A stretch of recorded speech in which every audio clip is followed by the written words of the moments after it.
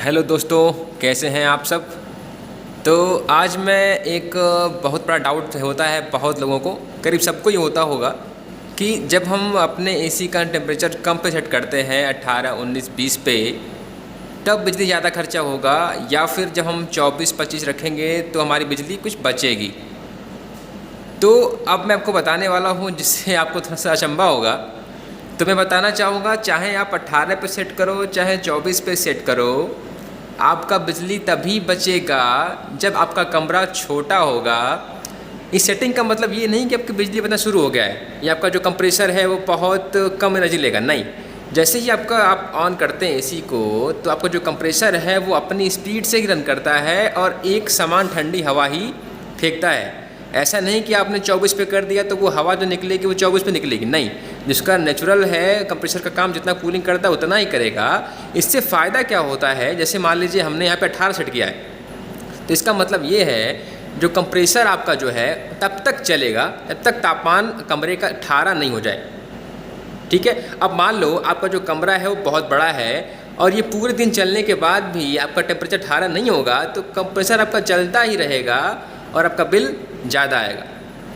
अब मान लो आपने इसे 20 सेट कर दिया, कमरा तब भी बड़ा है और जो कमरे का तापमान 20 नहीं पहुंचा, तो सेंस न करेगा कि भाई डिफरेंस है टेम्परेचर में, तो कूलिंग करना चाहेगा और हमेशा आपका कंप्रेसर चलता रहेगा, आपका बिल पूरा आएगा। इसका फ़ायदा तब होता है इस सेटिंग का जब कमरा आपका छोटा हो, मतलब एसी कमरे के हिसाब के से ही आपकी एसी लगी हुई हो। मतलब अगर ऐसा है कि कमरा थोड़ा सा बड़ा है तो 1.5 टन का एसी हो तो ज़्यादा अच्छा है, 1 टन का थोड़ा कम कूलिंग कर पाएगा। तो मान लो आपने सेट कर दिया 18 और कमरा छोटा है, प्रॉपर है कूलिंग के लिए, तो जैसे ही कमरे का तापमान 18 हो जाएगा तब आप कंप्रेसर अपने आप बंद हो जाएगा और आपका बिजली बिल कम हो जाएगा। तो हम लोग क्यों कहते हैं कि कमरे का तापमान 24 रखो, 23 रखो, 18 मत रखो।